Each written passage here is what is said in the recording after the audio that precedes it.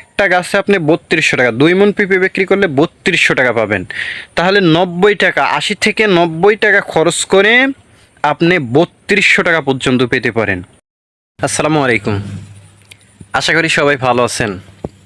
সবাইকে স্বাধীন দেশের শুভেচ্ছা। বেশ কিছুদিন ধরে আমি ভিডিও মেক করতে পারিনি বা তৈরি করতে পারিনি, তার বেশ কিছু রিজন ছিল, আপনারা নিজেরাও জানেন। আমি নিজেও একজন স্টুডেন্ট, পড়াশোনার পাশাপাশি এই কাজগুলি করে আসি বা কৃষি কাজ করতেছি। তো যাই হোক, আজকে আপনাদেরকে জানাবো যে দেখেন, পেঁপে কি আসলেই লাভজনক আবাদ, নাকি আসলে মানুষ মুখে মুখে বলে শুধু তাই।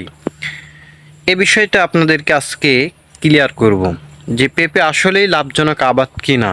তো যদি জিজ্ঞাসা করেন তাহলে অবশ্যই আমি বলবো যে হ্যাঁ ভাই, পেঁপে আসলেই লাভজনক আবাদ।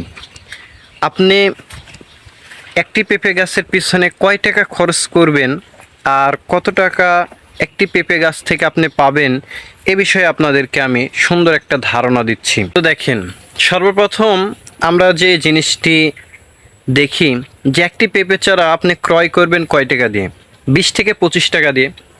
তাহলে একটি পেঁপে চারা 25 টাকা, আমরা 25 টাকা ধরলাম, 20 টাকা ধরলাম না। একটি পেঁপে চারা 25 টাকা দিয়ে ক্রয় করলেন, এর পিছনে খরচ আসলে কয় টাকা হয়? একটি গাছ প্রতি, একটি পেঁপে গাছ প্রতি কয় টাকা খরচ হয়, আর একটি গাছ থেকে কতটি পেঁপে সংগ্রহ করা যায়, কয় টাকা আশা করা যায়। তো এই বিষয়গুলি দেখেন। তাহলে সর্বপ্রথম আমরা একটি পেঁপে গাছে 25 টাকা দিয়ে ক্রয় করলাম। এরপরে যে বিষয় সেটি হচ্ছে, তাহলে 25 টাকা দিয়ে পেঁপে গাছ ক্রয় করলেন, এরপরে যে জিনিসটি প্রয়োজন সেটি হচ্ছে এই যে একটি করে লগড়, বাঁশ। তো একটি করে লগড় আমি ক্রয় করেছি 35 টাকা পিস। একটি করে লগড়ের দাম পড়েছে 35 টাকা, আর একটি করে পেঁপে গাছের দাম 25 টাকা। তাহলে 60 টাকা খরচ হয়েছে। একটি গাছে 30 টাকার রাসায়নিক আপনি ব্যবহার করলেন। তাহলে দেখেন যে সর্বোচ্চ খরচ হলো 25 টাকা দিয়ে গাছ ক্রয় করলেন, 30 থেকে 35 টাকা দিয়ে একটি করে বাঁশ ক্রয় করলেন, 60 টাকা হলো। দেন আপনি 20 থেকে 30 টাকার মধ্যে রাসায়নিক ব্যবহার করলে যথেষ্ট। তাহলে গড়ে 80 থেকে 90 টাকা। এক একটি গাছে গড় খরচ 80 থেকে 90 টাকা, 100 টাকা কিন্তু যাবে না।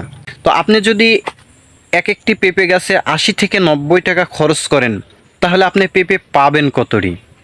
এই বিষয়টা এখন চলে আসে যে 80 টাকা থেকে 90 টাকা খরচ করলাম, তাহলে একটা গাছ থেকে আমি পেঁপে পাবো কতটি।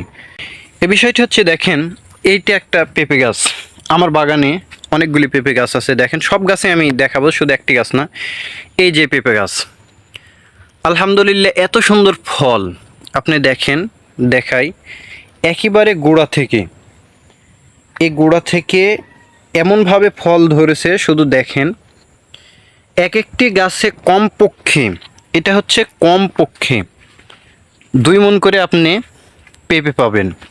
1 মাস আগে পেঁপে বিক্রি করেছি 1650 টাকা মণ, কিন্তু আমি সেই 1600 বা 1650 টাকা মণ ধরলাম না, আমি গড় এভারেজ ধরলাম 1000 টাকা। গড় এভারেজ 1000 টাকা মণ।